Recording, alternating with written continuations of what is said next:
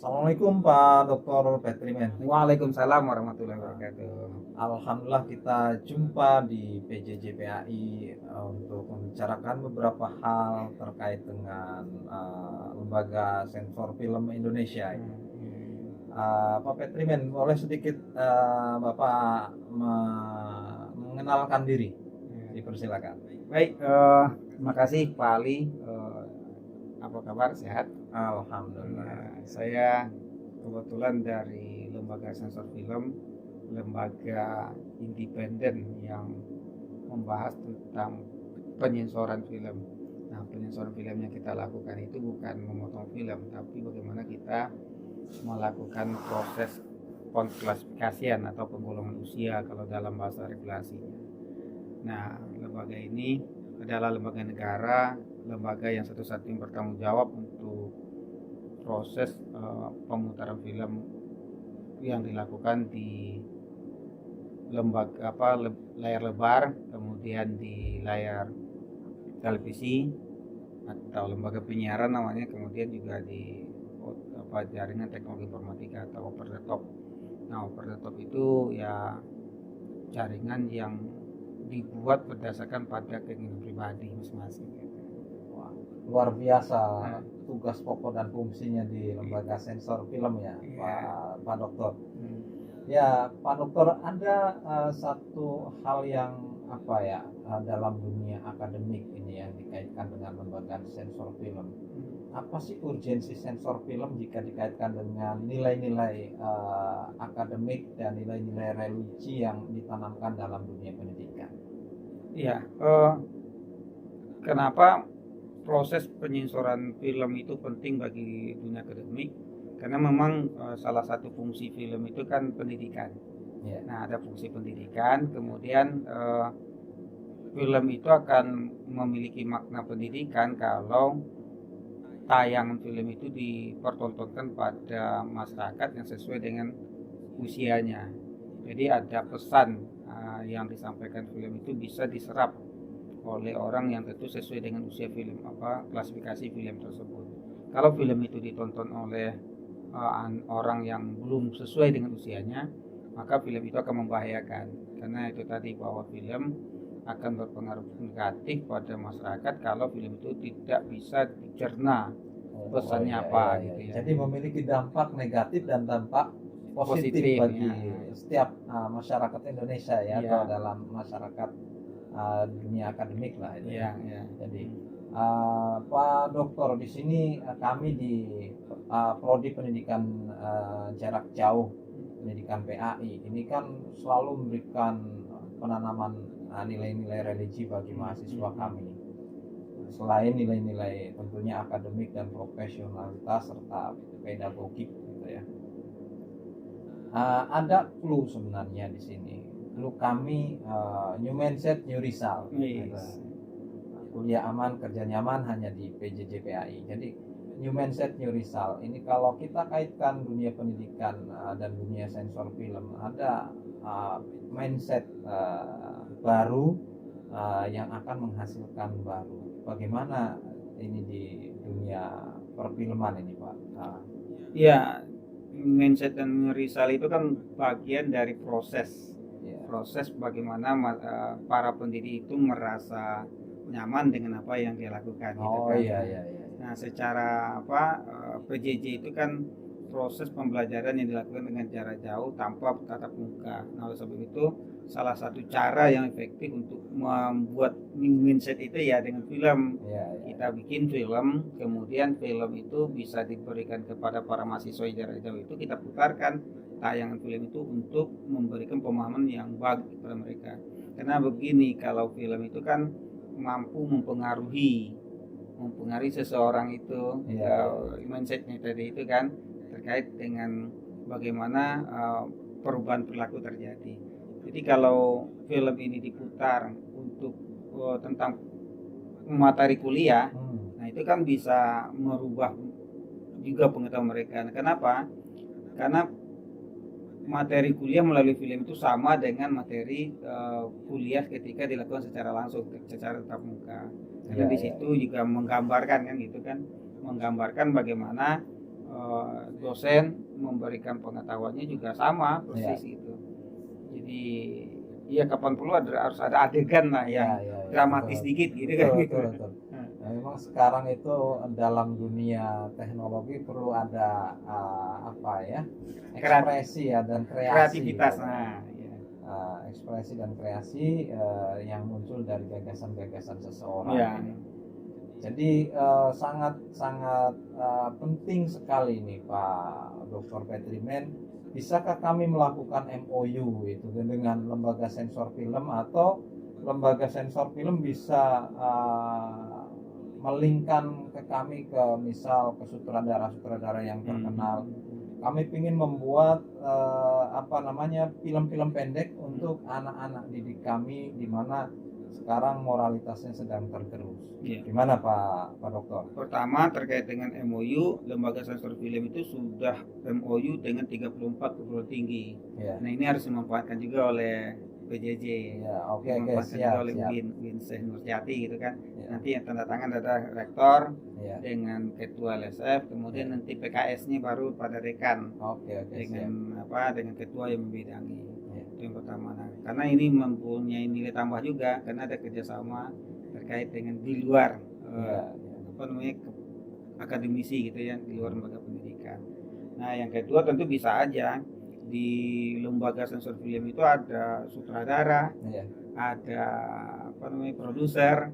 Nah, itu ada di situ. Nanti kita link aja kalau sudah ada PKS-nya. PKS itu kan bukan PKS partai ya, tapi Partai Keadilan Sejahtera ya, tapi perjanjian kerjasama perjanjian kerjasama. Jadi nanti perjanjian kerjasama itu secara teknis bisa dilakukan bagaimana kita meminta ya sutradara handal untuk membimbing semacam kuliah umum lah. Kuliah umum yang diberikan pada mahasiswa PJJ gitu ya, bagaimana membuat film yang baik, yang efektif gitu, yang bisa diterima oleh masyarakat gitu. Nah, kemudian film ini bisa diputarkan pada peserta didiknya. Bagaimana kalau kita bikin kegiatan bersama ini Pak? Misalkan lembaga sensor film dengan prodi PJJ ini, kita buat kegiatan misal kontestasi gitu kan, kontestasi film edukasi untuk anak-anak SD atau TK yang bekerjasama antara YIN Cirebon dengan lembaga sensor film. Kira-kira bisa nggak itu? Bisa, sangat bisa. Malah gini, nanti filmnya berdasarkan arahan sutradara yang handal tadi gitu kan. Nah, kemudian nanti para mahasiswa PJJ ini buat film film pendek lah, jangan panjang-panjang, cukup 5 atau 10 menit gitu kan. Nah, kemudian ini tentu pemainnya nanti mahasiswa murid-murid mereka jadi pemainnya. Nanti itu kita kontestasikan, kemudian nanti bisa jadi nanti LSF jadi jurinya. Dewan juri. Dewan jurinya. Kemudian nanti itu, setelah nanti jadi dewan juri, tentu nanti kalau diputarkan ditayangkan pada proses pembelajaran pada anak-anak yang ada di sekolah gitu ya, oleh guru mahasiswa kita ini gitu. Nah, ini sangat menarik gitu. Jadi guru itu nanti menjadi fasilitator dia lagi, yang menjelaskan bagaimana ceritanya. Nah, gitu aja sebenarnya yang lebih mudah gitu. Betul. Jadi ini sangat luar biasa sekali kedatangan Pak Dr. Petrimen dari Lembaga Sensor Film Indonesia. Tentunya kami sangat berterima kasih sekali. Nanti kami akan teruskan ke Pak Rektor untuk melakukan MOU, dan kami akan buat film-film pendek untuk mengedukasi masyarakat, baik itu masalah khusus pendidikan, khusus moralitas, khusus religi, maupun khusus demokratisasi yang ada di Indonesia. Ini sangat luar biasa sekali. Atau nanti bisa juga mengangkat kearifan lokal Cirebon tentang cerita tentang Syekh Nurjati gitu. Betul. Penting diangkat itu. Jadi filmnya nanti pemainnya ya mahasiswa yang ada di sini, atau kan di sini kan ada itu ya teater kan. Ada teater. Teater itu difungsikan menjadi pemain filmnya gitu. Jadi nanti tinggal kita mencari alatnya aja sebenarnya, sarana dan prasarana pendukung. Nah, sutradaranya ceritanya gimana, skenario kita diserahkan aja ke teater itu. Kearifan lokal itu bagus. Karena banyak juga kampus-kampus yang membuat seperti itu. bicara tentang kearifan lokal. Oke, menurut Pak Dr. Petrimen, kira-kira PJJ ke depan ini harus seperti apa sih dalam kacamata Pak Dokter dari Lembaga Sensor Film, dan memang Bapak juga merupakan salah satu dosen di PJJ ya. Nah, kira-kira seperti apa Pak gambaran atau harus apa yang perlu diperbaiki seperti apa untuk ke depan sehingga bisa memberikan manfaat bagi masyarakat di Indonesia, karena PJJ ini mahasiswanya tersebar di 37 provinsi dengan jumlah 2.200 dan sekarang akan bertambah lagi menjadi 2.000, jadi 4.200 ya. mahasiswa. Ya, menurut saya perlu peningkatan komunikasi sebenarnya. Komunikasi ini kan selama ini kan di di mahasiswa kita di daerah itu kan masih mengalami kendala gitu ya, terutama terkait dengan sinyal gitu. Kemudian peralatan yang mereka gunakan, rata-rata waktu saya ngajar itu kan yang mereka gunakan handphone. Nah, jadi kalau handphone itu kan daya tangkapnya kan kurang, pertama layarnya gitu kan. Ketika kita sampaikan PowerPoint gitu, nggak terbaca oleh mereka. Itu yang pertama. Yang kedua, mungkin ketika kita mengajar secara langsung gitu, nah kendalanya adalah ketika sinyal mereka terputus, banyaknya hilang. Nah, saya kan ngajar 40 mahasiswa gitu kan, lagi sedang asik ngobrol gitu, tiba-tiba mahasiswa 33 gitu, kemana yang lain. Ternyata begitu dia WA, Pak, sinyal kami terputus. Nah, ini perlu perlu ditingkatkan. Nah, kadang-kadang terkendalanya di pusatnya, di pusat sininya gitu. Sangat betul sekali, dan kami sebenarnya memiliki solusi. Yang pertama itu untuk ini Pak Dokter sedikit berbagi cerita. Kami sebagai pengelola di Prodi PJJ berkaitan dengan laptop itu yang awalnya mahasiswa dikasih dana living cost dalam satu semester itu 4 bulan. Sekarang kami ajukan supaya mendapatkan full 6 bulan. Satu semester ya? Ya, jadi sekitar satu semester itu 8 juta lebih lah, 8.600.000 mungkin ya. Jadi itu kan bisa kedepannya bisa beli laptop untuk mahasiswa. Itu sudah kami coba antisipasi, dan tim LPDP dan PMU Kemenak sudah oke. Itu mudah-mudahan ini tidak akan jadi kendala lagi bagi mahasiswa ini Pak Dokter. Lalu berkaitan dengan sinyal itu sebenarnya kami sempat menghubungi Kemeninfo ya, bukan provider ya. Ya, agar bisa mendirikan BTS di wilayah-wilayah daerah 3T, karena banyak juga mahasiswa kami yang di wilayah 3T itu kan. Sudah aja cuma korupsi. Iya. betul. Ada studi kasus ya yang muncul di medsos dan TV nasional kita gitu ya. Tapi kita berbaik sangka saja, husnudon, bahwa dalam membangun dunia akademik atau pendidikan memang harus ada upaya-upaya yang harus kita linkkan ke semua lini gitu. Jadi menurut Pak Dokter ini LSF dan PJJ kira-kira bersinergi selain tadi di perfilman, bisa bersinergi di bidang apa lagi? Ada dua sebenarnya. Pertama yaitu proses pendidikan. Pendidikan memberikan pemahaman pada mahasiswa kita, karena tadi 37 provinsi kan. Nah, ini bisa mereka menjadi masyarakat terpapar budaya sensor mandiri. Nah, jadi bisa kita lakukan semacam sosialisasi budaya sensor mandiri secara digital. Kayak tadi seperti apa kita lakukan dengan cara seminar. Jadi mereka mendengarkan webinar lah gitu, semacam webinar gitu kan. Nah, ini menurut saya sangat efektif karena ada 2.200 kan, nanti akan mendekati 4.000. Jadi kita bagi klaster.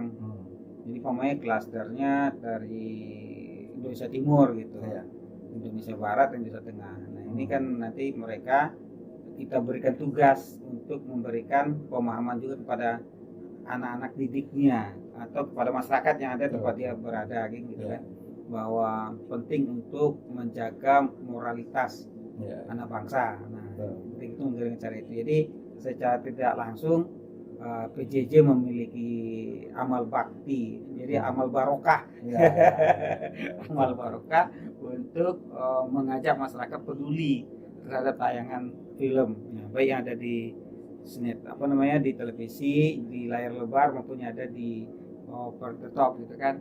Nah, yang kedua tentu meningkatkan pemahaman mereka terkait dengan bagaimana membuat film dengan memanfaatkan teknologi. Nah, yang kontennya tentu tentang materi-materi pembelajaran, mata pelajaran atau materi-materi yang terkait dengan kearifan lokal. Nah, ini kalau dilakukan oleh PJJ luar biasa ini. Oke. Dan biayanya nggak besar, cukup pakai gadget aja membuat betul, itu. Betul. Dan mahasiswa kita itu kreatif, makanya sangat luar biasa sekali itu. Berkaitan tadi keberkahan, kalau Kemenag itu punya moto ikhlas beramal, PJJ itu punya moto ikhlas barokah, ikhlas barokah, karena mengacu kepada konsep Sunan Gunung Jati dan Syekh Nur Jati itu sendiri, dan Baku Cirebon serta Prabu Siliwangi yang memang menanamkan ajaran humanity, kemanusiaan bagi umat manusia di dunia ini, juga yang terpenting adalah tentang keislaman, ketauhidan. Oke. Terima kasih banyak ini sama-sama Pak Dokter. Sangat luar biasa sekali ini jumpa siang ini. Terima kasih banyak. Mungkin ada closing statement Pak Dokter, silakan. Iya. Untuk menjaga moralitas bangsa dibutuhkan keseriusan. Karena tsunami informasi, tsunami film gitu kan, tsunami pergerakan media digital itu sangat dahsyat. Nah, perlu kita membentengi anak-anak kita dengan moralitas, dengan etika gitu kan, supaya mereka bisa membedakan mana yang pantas untuk diserap dan mana yang pantas untuk dibuang, terutama tentang hoax yang begitu luar biasa gitu kan. Oke. Terima kasih banyak ini. Kita akhiri dengan satu statement moto moto PJJ, New Mindset, New Result, kuliah aman, kerja nyaman hanya di PJJ PAI. Assalamualaikum warahmatullahi wabarakatuh. Waalaikumsalam warahmatullahi wabarakatuh. Oke, mangga diminum ya.